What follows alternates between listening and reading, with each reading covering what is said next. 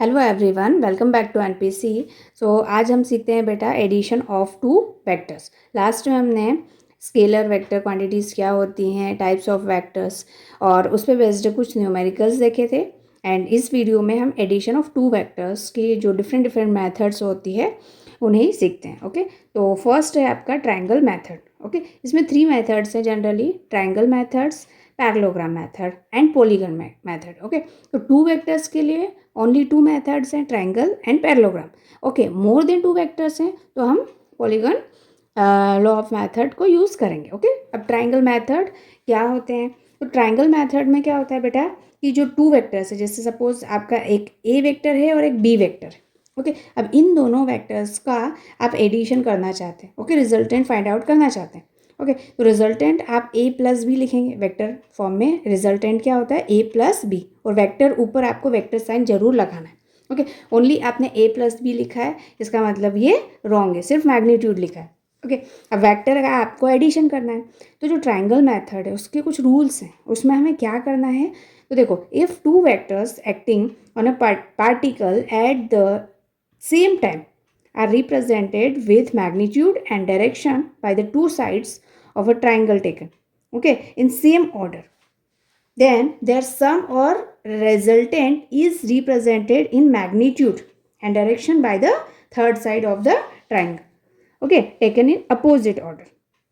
मतलब इसमें ये कहा गया है कि अगर आपके पास 2 वेक्टर्स हैं और 2 वेक्टर्स को आपने इस तरह से ज्वाइन किया है। ओके, फर्स्ट वेक्टर का हेड सेकेंड वेक्टर से टेल से कनेक्टेड है। ओके, तो इसका जो रिजल्टेंट है वो फर्स्ट वेक्टर के टेल से सेकेंड वेक्टर के हेड की तरफ जाएगा। इस तरह से रिजल्टेंट कनेक्टेड होगा, रिजल्टेंट आपको इस तरह से मिलेगा। ओके, अब यहाँ पे अगर मैंने ये वेक्टर को हम पैरेलल शिफ्ट कर सकते हैं, किसी भी वेक्टर को हम पैरेलल शिफ्ट कर सकते हैं, तो हमने यहाँ ए को पैरेलली शिफ्ट करके ऊपर रख दिया, ये ठीक है, बी के यहाँ पे रख दिया। अब आपका बी वेक्टर ये हो गया और ए वेक्टर ये हो गया, ठीक है।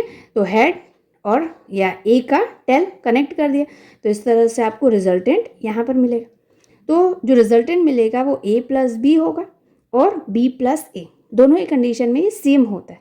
ओके, क्योंकि ट्रायंगल लॉ कम्यूटेटिव लॉ को फॉलो करता है। क्लियर? अब अगर 2 वेक्टर्स को हम हेड टू टेल ऐड करें तो उसे बोलते हैं ट्रायंगल मेथड, क्योंकि ये ट्रायंगुलर लॉ के अकॉर्डिंग इस तरह से ऐड हुआ है। अब पैरेललोग्राम मेथड देखते हैं। पैरेललोग्राम मेथड को टेल टू टेल भी कहा जाता है। 2 वेक्टर्स को हम ऐड कैसे करेंगे इसमें, तो इसमें डेफिनेशंस तो लिखी हुई है, मैं आपको समझा देती हूँ करना क्या है। ओके, 2 वेक्टर्स आपको इस तरह से दिया हुआ है, ये वेक्टर ए है और ये वाला वेक्टर आपका बी है। ओके, आपने ये ए वेक्टर लिया है और ये बी वेक्टर, आपने दोनों वेक्टर्स को टेल टू टेल कनेक्ट किया है। किस तरह से? इसका ए का टेल और बी का टेल, दोनों का टेल कनेक्ट किया है, तो इन दोनों का जो रिजल्टेंट है, इन दोनों के बीच में एंगल कितना है? थीटा। वेक्टर ए और बी के बीच में एंगल कितना है बेटा? थीटा। ओके, तो जो इसका रिजल्टेंट है, रिजल्टेंट तो हम इस तरह से लिखेंगे कि R vector is equal to A plus B. Okay, और जो थीटा है is the angle between A and B vector.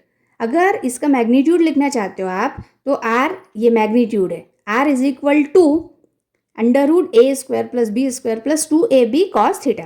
Okay, where theta is the angle between this 2 vector A and B.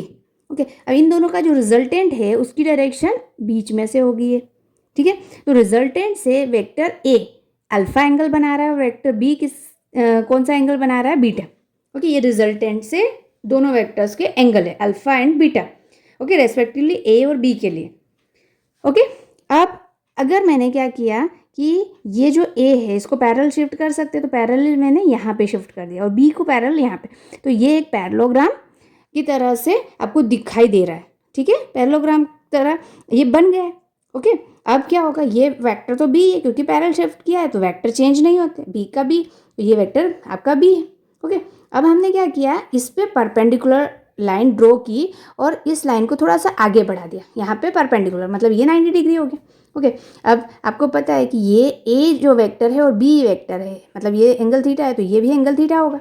Okay, अब ये angle अगर आप theta लोगे और ये वेक्टर है आपका बी, ठीक है, तो परपेंडिकुलर क्या हो जाएगा बेटा? बी साइन थीटा, और यहाँ पे ये बेस हो जाएगा बी कॉस थीटा।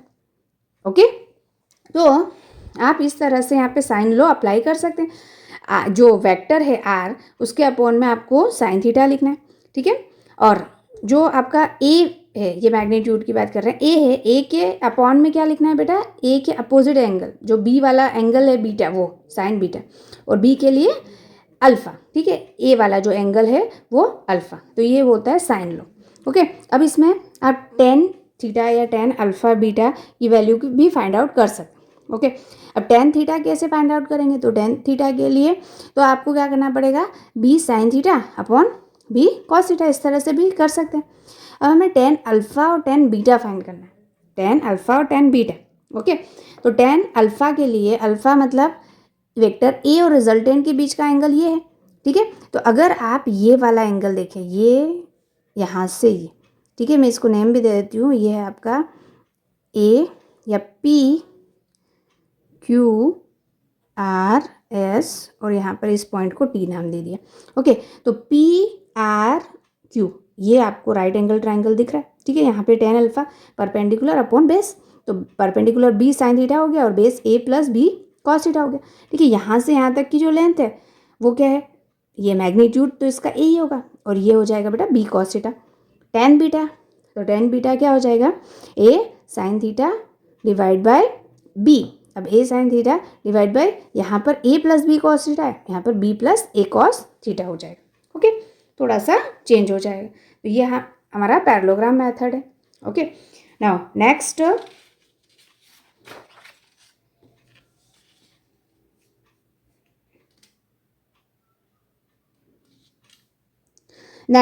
थर्ड है polygon law of vector addition for more than two vectors. अब पॉलीगॉन मेथड कैसे यूज होता है, तो दो से ज़्यादा वेक्टर्स है, जैसे आपका ये है ए वेक्टर, ठीक है, और ये बी वेक्टर है, ये सी है, ये डी है, ये ई है। तो इन सभी वेक्टर्स को हमें ऐड करना है, तो हम कैसे करें, ठीक है। तो हमें क्या करना है, दो दो वेक्टर्स को ऐड करना है। जैसे हमने ए और बी को किया, ट्राइंगल लॉ लगा दिया, ठीक है। ए बी दोनों को ऐड किया, तो ये आपका इसका ए प्लस बी का ये रिजल्टेंट आ गया, ठीक है।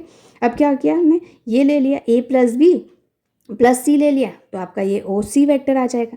तो ओ सी वेक्टर में ए plus B vector plus C vector हो गया, ठीक है। फिर अब इसमें और ये डी कनेक्ट कर दिया, तो इसका रिजल्टेंट यहाँ पे मिल गया आपको, ए vector B vector plus C vector plus D vector, ठीक है।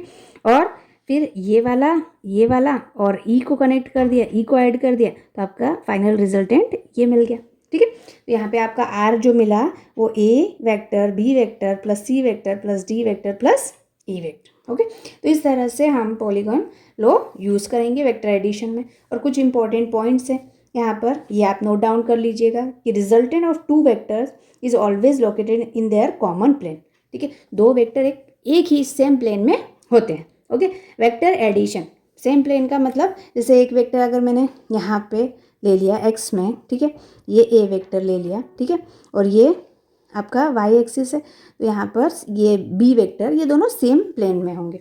Okay, vector addition is commutative, A plus B is equal to B plus A, ये हमने अभी देखा था। और एसोसिएटिव भी addition, okay, A plus B plus C is equal to A plus B plus C हो सकता है। Okay, and if vectors are of unequal magnitude, okay, magnitude different है, अनइक्वल है, तो क्या होगा बेटा, then minimum 3 coplanar vector are required for zero resultant, ठीक है। मिनिमम 3 वेक्टर्स आपको चाहिए जो कि सेम प्लेन पे हो, रिजल्टेंट जीरो करने के लिए। कब, जब अनइक्वल मैग्नीट्यूड हो। ओके, तो आई होप ये पॉलीगन मेथड, पैरेललोग्राम मेथड और ट्राइंगल मेथड तीनों आपको क्लियर है। ओके, अब तीनों पे बेस्ड कुछ क्वेश्चंस हैं वो हम देखेंगे, और आगे की वीडियो में हम सब्ट्रैक्शन ऑफ वेक्टर कैसे फाइंड आउट करते हैं ये भी देखेंगे। ओके।